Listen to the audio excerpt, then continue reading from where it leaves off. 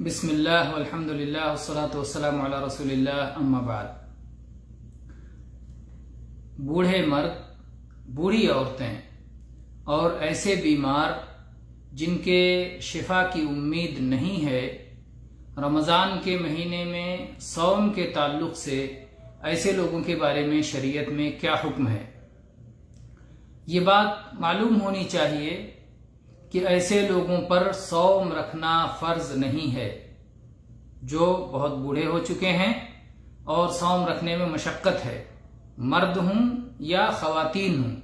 بوڑھے مرد اور بوڑھی عورتوں پر صوم رکھنا فرض نہیں ہے، اور ایسے ہی وہ بیمار جن کے شفا کی امید نہیں، ان کو بھی صوم رکھنا فرض نہیں ہے، بلکہ ان کے اوپر فرض یہ ہے کہ وہ ہر دن کے بدلے ایک غریب کو کھانا کھلائیں۔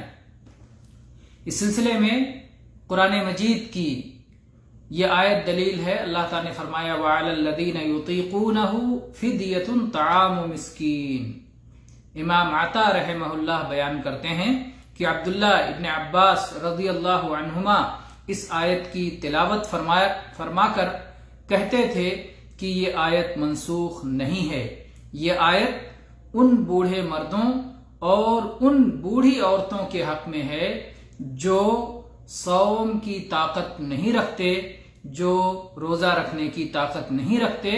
ان کی ذمہ داری یہ ہے کہ وہ ہر دن ایک غریب کو کھانا کھلا دیں، بجائے اس کے کہ وہ صوم رکھیں، وہ ہر دن ایک غریب کو کھانا کھلا دیں۔ اس سلسلے میں آپ دیکھیں کہ یہ صحیح بخاری میں 4505 نمبر پر آپ کو ملے گا، اور علامہ البانی رحمہ اللہ نے الارواء میں 912 نمبر پر اسے ذکر کیا ہے۔ تو بوڑھے مرد، بوڑھی عورتیں اور انہی سے ملحق کر دیا جاتا ہے ایسے بیماروں کو جن کے شفا کی امید نہیں ہے کہ وہ صوم رکھنے کے بجائے ہر دن کے بدلے ایک غریب کو کھانا کھلائیں گے۔ واللہ تعالی عالم، وصلی اللہ علی نبینا وسلم، والحمد للہ رب العالمین۔